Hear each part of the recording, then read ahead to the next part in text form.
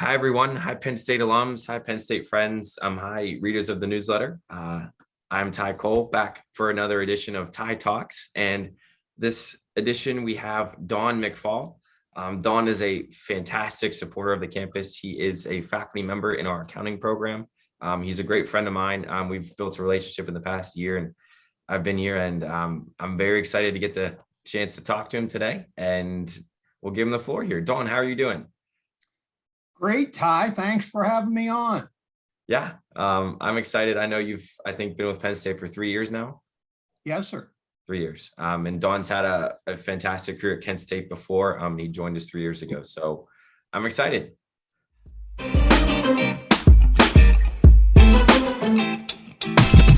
Say it's a miracle that I made it to Penn State, but I say that a lot about my whole life and career, to tell you the truth, Ty. I just been so blessed and so lucky throughout my life and career. The Penn State, when for a guy that came from a little steel town in Ohio Valley that never finished my PhD. But I've had this amazing career in higher education that sometimes I have a hard time believing myself whenever I stop and look back at it, to tell you the truth. But I've taught at 12 different colleges and universities in 4 different states, and much of that time, as you said, was at Kent State, where I retired in 2010, actually stayed a couple more years there, and then taught at OU and Hiram College. And after the Hiram College, I was pretty sure I was done altogether. And I was just sitting at home doing all those retirement sort of things, taking it easy and, reading and relaxing and just kind of sitting around thinking back on all the good fortune I'd had, I think, in my life. But I still had this urge to, I wasn't sure if I was done. And what I told myself and told my wife is, I said, I think I'll apply for more teaching jobs, but here's what I'm going to do. I'm only going to apply for ones that I don't think I'll ever be able to get. Okay. I'm only going to look at the very best universities, and if I see something that looks really exciting to me, I'll apply. But I don't think, and so that's what I was thinking whenever I saw the Penn State job. And I went, son of a gun, and it's a job that was teaching mainly the principles of accounting courses. And for me, that's been my passion for the majority of my career, is that or those early entry courses. And so whenever I saw it, I thought, I'm going to send that resume, and I don't think they'll ever look at me, but I'm going to give it a try. Well, I'm glad they did. For our viewers, Don is a highlight of the campus. I've never heard someone say anything bad about Don. Everyone's just got amazing things to say. So I'm glad they took a chance, and I'm glad you applied. Yeah, I think you don't hear anybody say anything bad about me because I'm not around there that much. If they knew me a little bit better, they'd be able to criticize me. Well,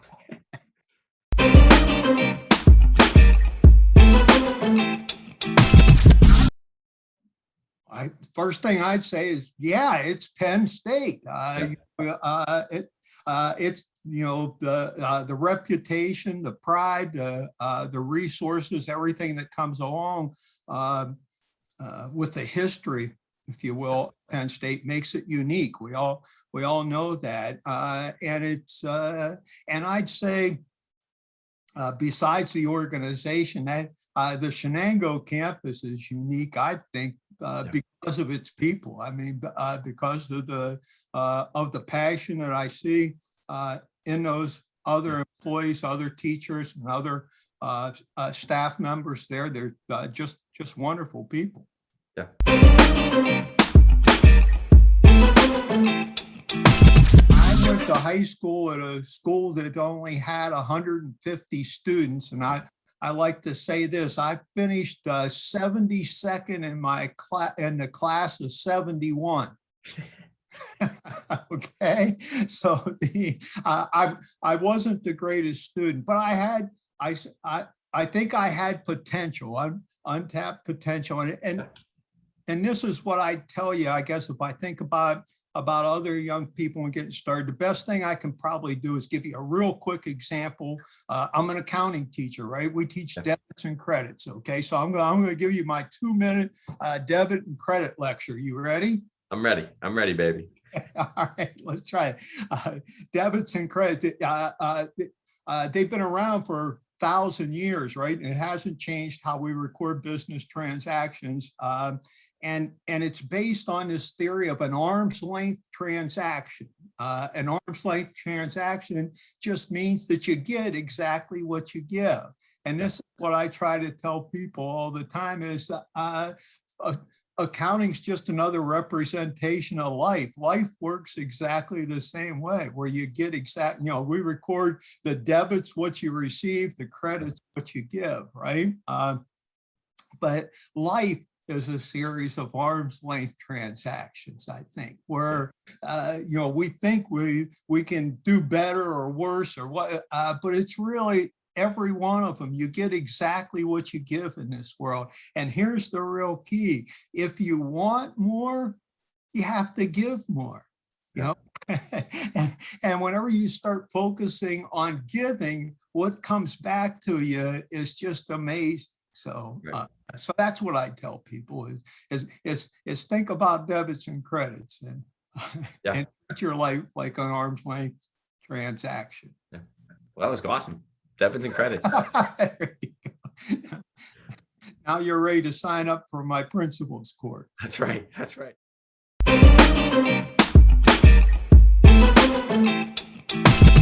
There was that amazing moment whenever they said they were going to hire me. That was a pretty special one. The other one I think of that I really like was, and that I missed this year. I mean, we missed so many things this year. It's the Shenango Christmas party. Yeah. Actually, I think that's when I met with the last Christmas party was where I met you. Yep. Right. I remember that day. I remember that day.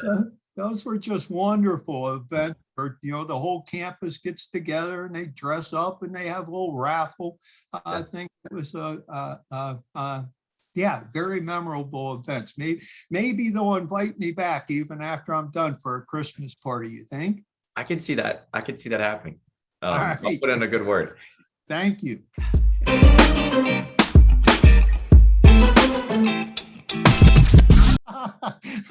I'm sorry, the great person part got me a little bit there, but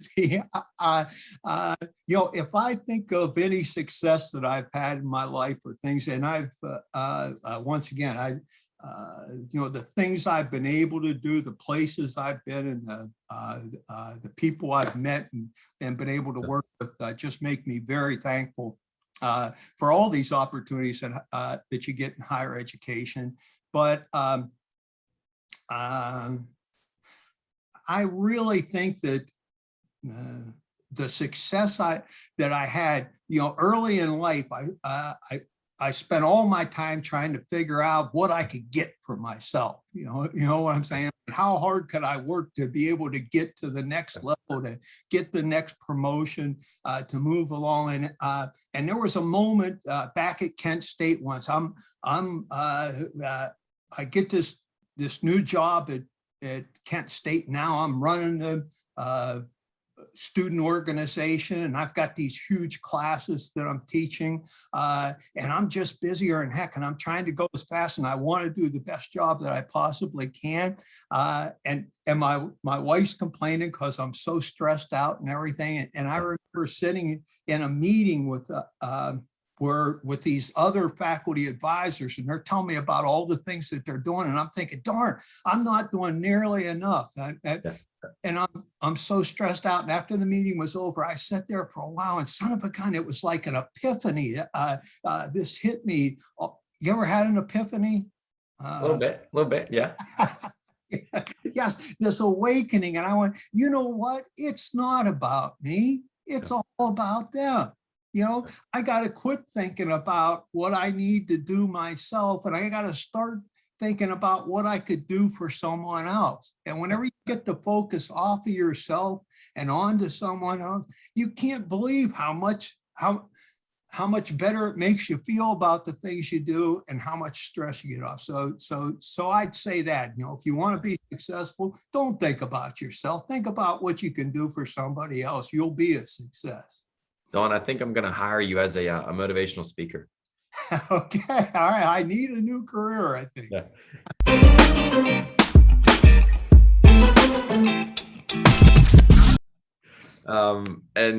Don, you know, you've been a great supporter of the campus, and we thank you for that. Just, you know, I don't know if there's a favorite fund, or is there a fund that, you know, at the campus that you like to support, or, you know, that you can tell our viewers about?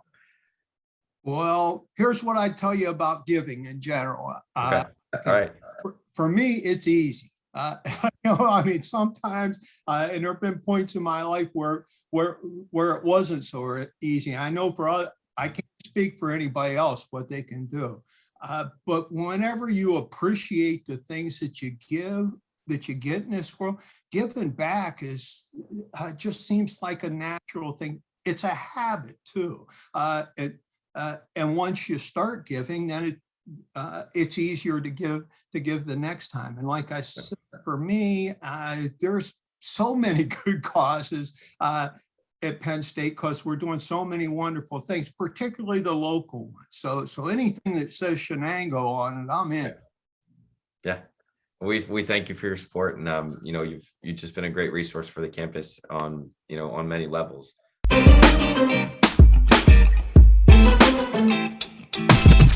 There's the other way I'm blessed. I'm pretty old, as you can tell by looking at me, but man, I've been really fortunate to be able to stay pretty active too. So I was biking yesterday, so I got more hobbies than I got time to do, to tell you the truth. I'm a runner, a biker, a fisherman, a golfer, you know, and I'm willing to try some new ones too. If you've got any other ideas? Gardening, I love gardening too. So yeah. Okay. Yeah, well, we've always, you know, we've talked about, you know, Don, you live in Kent now, correct? Kent, yes. Ohio? Yeah. So Don's always told me about this apple pie place that, yes, we have to go for a little jog after and then go get apple pie. So I'm looking forward to that here after, you know, we can get back in person. There you go.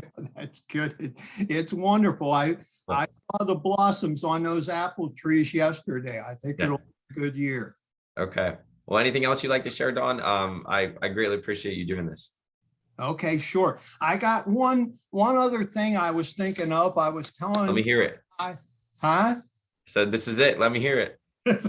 Okay. I told Ty I've been looking for a venue for this. This is something that I do in all my accounting classes normally, at least whenever they're live. And a few months ago, I got a gift package from President Barron. I couldn't believe he sent me this stuff. Ty probably had something to do with it, but it had all kind of neat things in it, like coffee mugs and stadium blanket and coasters, all these Penn State things. And in the middle of it were these two pom-poms, and I couldn't figure out why. It just didn't seem like that went with all the other stuff. And I thought, well, you know what? Maybe President Barron heard about my cheer that I do in accounting class. And so now I got those pom-poms. I'm going to put those to use. Maybe you'll send this on to President Barron, see what he thinks about it. But here's my cheer. It goes like this. Debits on the left, credits on the right. Stand up, sit down, fight, fight, fight. Okay, so that was awesome. So there's your accounting cheer to help you remember your debits and credits. That was awesome. I'm sharing that one for sure. Okay, Ty. Thanks so much for having me, pal. Well, Don, thank you so much again. You know, you've been a blessing in the Shenango campus and a blessing in my life too. And I'm looking forward to seeing you in person when we're able to. And this is Ty Talks signing off.